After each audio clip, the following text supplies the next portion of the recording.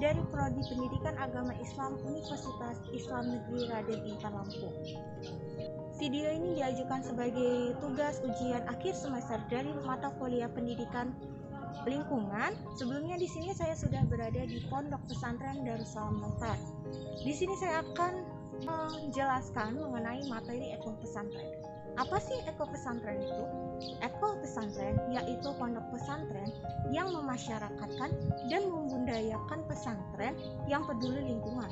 Tujuannya adalah agar pondok pesantren sendiri dapat memanfaatkan lingkungan, pengelolaan sampah, dan juga hal-hal lainnya agar dapat dimanfaatkan dan juga bernilai ekonomis. Sebelumnya di sini ada dari ustazahnya, yaitu pengurus dari Pondok Pesantren Darussalam. Boleh tahu namanya ustazah siapa? Nama saya Nurul Khalifatul Awalin. Ustazah Nurul Khalifatul Awalin. Apakah Pondok Pesantren Darussalam ini sudah menerapkan eko pesantren atau belum?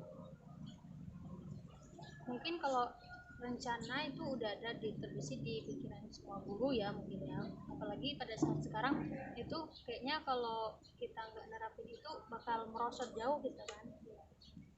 Tapi saya belum pernah mendengar atau mungkin belum ada yang berani untuk mengajukan pertanyaan tersebut kepada pimpinan dan sebagainya. Sejauh mana warga Pondok Pesantren Darussalam sendiri itu memanfaatkan lingkungan sekitar, baik ustazahnya sendiri ataupun ustadz yang lain, seperti contohnya membuat pupuk gitu, membuat kompos itu, lalu membuat kerajinan dari barang-barang bekas. Apakah sudah diterapkan seperti itu atau yang lain? Sempat juga ada itu, tapi cuma buat acara tertentu. Jadi waktu kemarin kita ada acara muhadharah akbar, kita membuat busana untuk atraksi anak-anak dari bahan bekas. Jadi teman-teman, Pondok Pesantren Darussalam ini sudah sempat menerapkan kegiatan kerajinan dari barang-barang bekas, tetapi ini dilakukan setiap ada kegiatan saja, jadi belum rutin dilakukan setiap harinya gitu. Jadi kita langsung saja yuk berkeliling di pondok pesantrennya, di mana Pondok Pesantren Darussalam sendiri sebenarnya sudah berdiri sejak tahun 1974, dan bisa dilihat pula bahwa pondok pesantren ini ditanami dan ditumbuhi dengan pepohonan dan tanaman-tanaman yang cantik.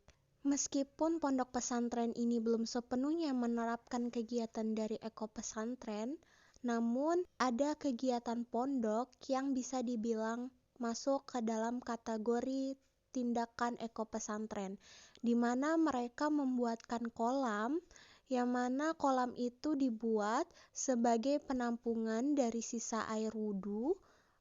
Lalu kolam itu dibuat dan dipercantik dengan adanya ikan-ikan hias dan juga adanya tumbuhan eseng gondok. Selain itu, menurut para santri bahwa pondok dari Darussalam ini sempat mengolah air bersih untuk dijadikan air mineral. Dan berikut tempat penampungan air bersih yang mereka gunakan.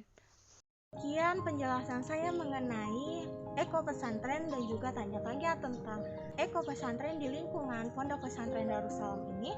Saya mohon maaf apabila ada salah kata, kepada Allah saya mohon ampun. Saya akhiri, wabillahi taufiq wa hidayah. Wassalamualaikum warahmatullahi wabarakatuh.